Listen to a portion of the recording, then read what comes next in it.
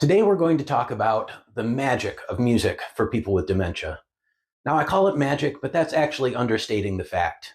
A magic show is all tricks, deceptions, misdirections, but the power of music to treat people with dementia is very real. Maybe we should actually call this music as medicine.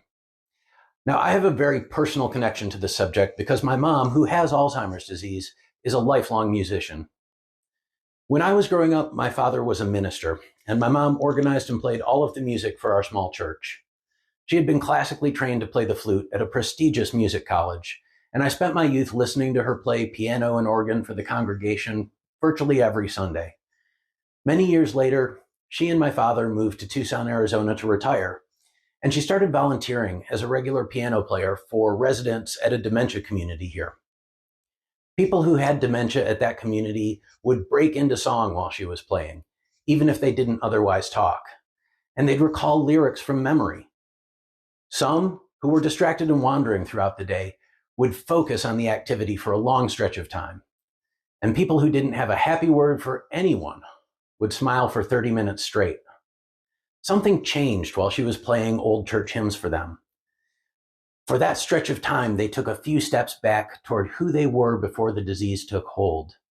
And this is not unusual.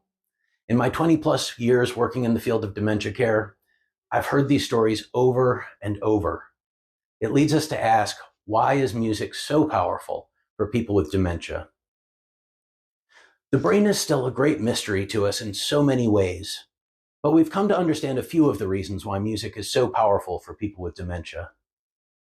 In an important 2015 study published in the journal Brain, Jorn Henrik Jacobsen and his co-authors showed that the areas of the brain responsible for musical memories are not as changed by dementia as other parts of the brain.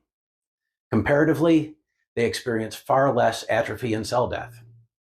This means that even though other areas of memory and thought may be profoundly affected, music can still be a gateway to reach back through time to the person we love by stimulating the parts of the brain that have been less touched by the disease.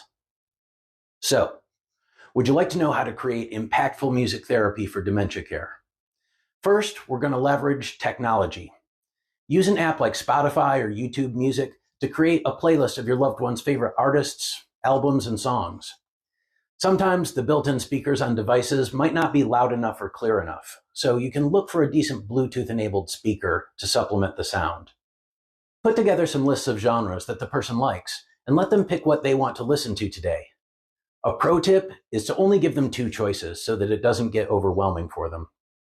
Grandpa, you might ask, would you like thrash metal or post-punk today? By the way, your grandpa sounds pretty damn cool.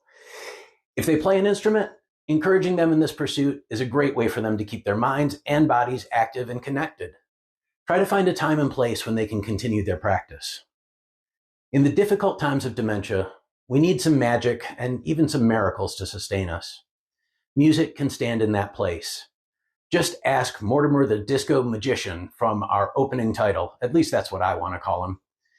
However, I do want to give you a serious warning that there's one downside to music therapy if you're an adult child of someone with dementia. After you spent all those teen years arguing that Prince blew Elvis out of the water, now your Spotify suggestions are going to be nothing but Hound Dog and Jailhouse Rock. That's just one more reason you're a superhero caregiver.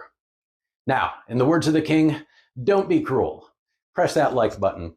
But if you want to take it even further because you're experiencing a crazy little thing called love, subscribe to this channel for more content. I'll see you next time, caregivers.